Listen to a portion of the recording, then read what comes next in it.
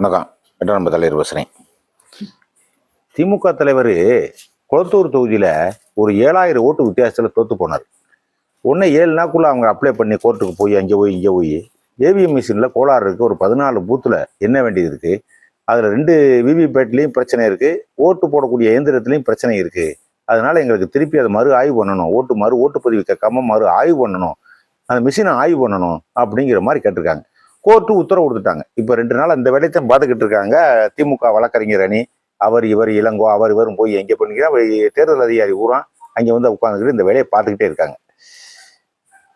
இன்னைக்கு பார்த்ததுல சில விஷயங்களை சொல்லியிருக்காங்க.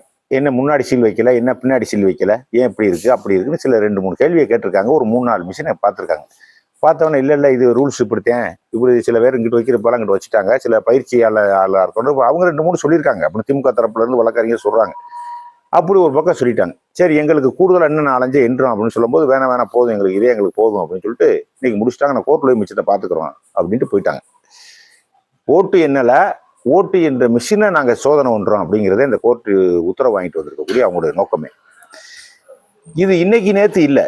இந்தியாவில் இந்த பழக்கங்கள் அவங்க ஆரம்ப காலத்துல இருந்தே வெற்றி பெற்றா அந்த பிரச்சனையை பத்தி பேசுறதே இல்லை. மிஷின் நல்ல மிஷினு, ஓட்டுப்பட்டி நல்ல மிஷின், நல்ல அதிகாரிகள், நல்ல காவல்துறை இப்படின்னு பேசுறாங்க. தோத்து போயாச்சுன்னா அந்த மிஷின் சரியில்லை, இவிஎம் பேட்டு சரியில்லை, முதல்ல இருந்து வாக்குச்சீட்டு தான் வரணும் அப்படின்னு சொல்லிட்டு ராகுல் காந்தி தேவையில்லாம சுத்திக்கிட்டே வந்துகிட்டு இருக்காரு. அந்த மாதிரி இவர் இப்ப பேச ஆரம்பிச்சிட்டாரு. அங்கே வந்து பாபுங்கிறவர் தான் ஜெயிச்சிருக்காரு, மு.க. ஸ்டாலின் தோக்கடிச்சிருக்காரு. அவர் ஏற்கனவே பழைய திமுக, இப்ப இல்லை 2016, 11, 16 இருந்து அவர் திமுக மாவட்ட செயலாளர் வரைக்கும் அவர் போய் வசந்திருக்காரு. அங்கே ஒரு பவர்ஃபுல்லான ஆள். அவர் சில இடங்களில் சீட்டு கிடைக்கலன்னா அவர் விலைக்கு அவரோட தனியாக இப்போ தாவாக்காவுக்கு போயிட்டார். அவர் விஜய் பிடிச்சாரு போனாரா இல்லை திமுக தலைமையில் அதிருப்தியாகி வெளியே போனாரான்னு நமக்கு தெரியல. அவங்க ஒன்று டக்குன்னு இவருக்கு சீட்டை கொடுத்துட்டாங்க, பாபுக்கு சீட்டை கொடுத்துட்டாங்க. இவர் ஓட்டும் கேட்க போல ஒன்றும் கேட்கல. ஆனால் அவராக ஓட்டு போட்டு 8000 ஓட்டில் முன்னிலையில் அவரை சீச்சிட்டு அறிவிச்சிட்டாங்க. மக்கள் அவருக்கு ஓட்டு போட்டுருக்காங்க. அது ஓட்டு போட்டு தோத்த உடனே அடுத்த நாளே போய் நன்றி சொன்னார், ஸ்டாலின் போய் சொன்னார். பாபு திருப்பி போனாரா போலையான்னு நமக்கு தெரியல. இப்போ என்ன பிரச்சனை அப்படின்னு கேட்டிங்கன்னா, எப்போவுமே தேர்தல் அதிகாரி எப்போவுமே என்ன சொல்றாங்கன்னா, தேர்தல் உங்களுக்கு ஏதாவது சந்தேகம் இருந்தால் இங்கே வாங்க, உங்களுக்கு ஏதாவது தேர்தல் நடைமுறையில் அல்லது இந்த ஓட்டு பெட்டி மேலே இல்லை இவிஎம் பேட் மேலே எந்த பிரச்சனையாக இருந்தாலும் சரிதான், உங்களுக்கு தெரிஞ்ச தொழில்நுட்பம் யாராக இருந்தாலும் சரிதான், உலகத்துல எந்த நாட்டில இருந்து கூட்டிட்டு வந்தாலும் சரிதான் அறிவிக்கிறான் பாருங்க. தேர்தல் அதிகாரி எப்படி அறிவிக்கிறான்னு பாருங்க. உங்களுக்கு தெரிந்த தொழில்நுட்பம் படித்த எவராக இருந்தாலும் சரிதான், எந்த நாட்டை சேர்ந்தவராக இருந்தாலும் சரிதான், அவர் இந்த இவிஎம் மிஷின்ல ஓட்டு மிஷின்ல எந்த சந்தேகம் இருந்தாலும் குறைபாடு இருந்தால் எங்கிட்ட சுட்டி காட்டலாம் அப்படின்னு சொல்லி அட்வர்டைஸ்மெண்ட்டே பண்றேன். தேர்தல் பண்றேன், தேர்தலுக்கு 2 மாசம் முன்னாடியே பண்றேன். ஆனா யாருமே போக மாட்டேங்கிறாங்க. எந்த கட்சியும் போக மாட்டேங்கிறேன். அதிமுக போக மாட்டேங்கிறேன், திமுக போக மாட்டேங்கிறேன், காங்கிரஸ் போக மாட்டேங்கிறேன், கம்யூனிஸ்ட் போக மாட்டேங்கிறேன், சீமா போக மாட்டேங்கிறாப்புல யாருமே போக மாட்டேங்கிறாங்க. அவங்களுக்கு ஒரே ஒரு விஷயம் தான், அவங்களுக்கு தெரிஞ்சது ஒரே ஒரு விஷயம் தான். தோத்து போனா மிஷின் கோளாறு, ஜெயிச்சா சூப்பர். இதுதான் அவங்க தாரக மந்திரமா அவங்க பயன்படுத்திக்கிட்டே இருக்காங்க.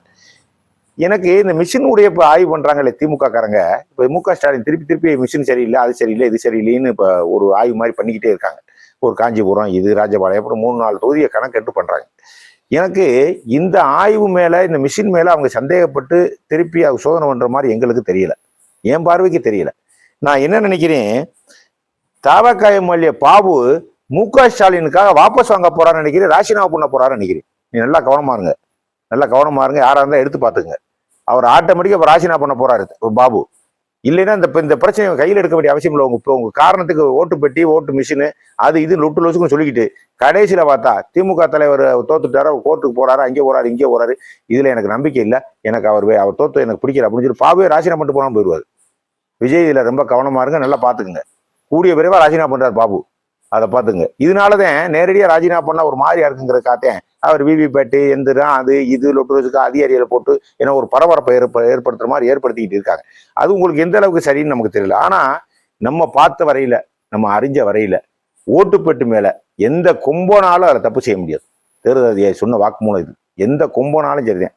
உலகத்துல 200 நாடு இருக்கேன், 200 நாட்டுல தொழில்நுட்பம் படிச்ச கூட்டிட்டு வா, என் மிஷின்ல சின்னத்துக்கு போட்டு இன்னொரு சின்னத்துக்கு விழுந்துச்சுன்னு சொன்னா தேர்தலே நடத்த மாட்டேன் அப்படிங்கிறேன், கட்டாயப்படுத்துறேன், சவால் விடுறேன், யார் வேணாலும் வா. ராமதாஸ் சும்மா ஒரு நேரம் ஒரு தோத்து போன உடனே சும்மா ஒரு மிஷினை வேற செஞ்சுக்கிட்டு வருது, ஒரு 100 ரூபா கொடுத்து. அவர் பாண்டி பஜார்ல போய் ராமதாஸ், பாட்டாளி மக்கள் கட்சி தலைவர் ராமதாஸ் எல்லா தேர்தலும் தோத்து போனாது, எவனுக்கு ஓட்டு போட அவருக்கு தயாரா இல்லை. இவர் உடனே பாண்டி பஜாருக்கு போயிருக்காரு ராமதாஸ், ஒரு 100 ரூபா மிஷின் கொண்டு வந்து அவர் ஊழியர் கூட்டத்தை கூட்டுறது. பூரா பொய்யா, மக்கள் பூரா நமக்கு ஓட்டு போட்டிருக்கேன் மாம்பழத்துக்கு.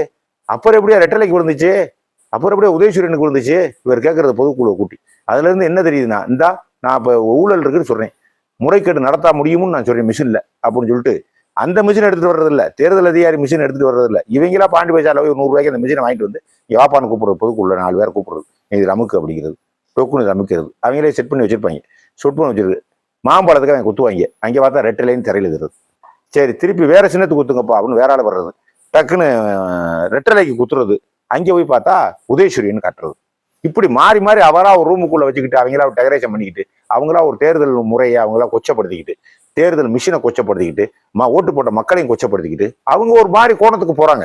அதனால அவங்கவுங்க செஞ்சதை அவங்க நாங்க தோத்து போனோம்னு சொல்லணும், ஜெயிச்சோம்னு சொல்லணும். இதை விட்டு கோளாறு அது மிஷின் அவங்களுடைய கௌரவம் குறைஞ்சு வச்சுங்கிறக்கா எதை மாத்திட்டே இருக்காங்க. அதனால நான் இந்த ஓட்டு இது மறு மிஷின் ஆய்வுல திமுகவுடைய ஆய்வுல வேற எதையுமே நான் கருதல. பாவு தேவக எம்எல்ஏ பாவு ராஜினாமா பண்ண போறாரு, ஸ்டாலின் ஜெயிச்சாருன்னு ஏதோ ஒரு வகையில அவருக்கு ஸ்டாலினுக்கு உதவ போறாருன்னு நினைக்கிறேன்.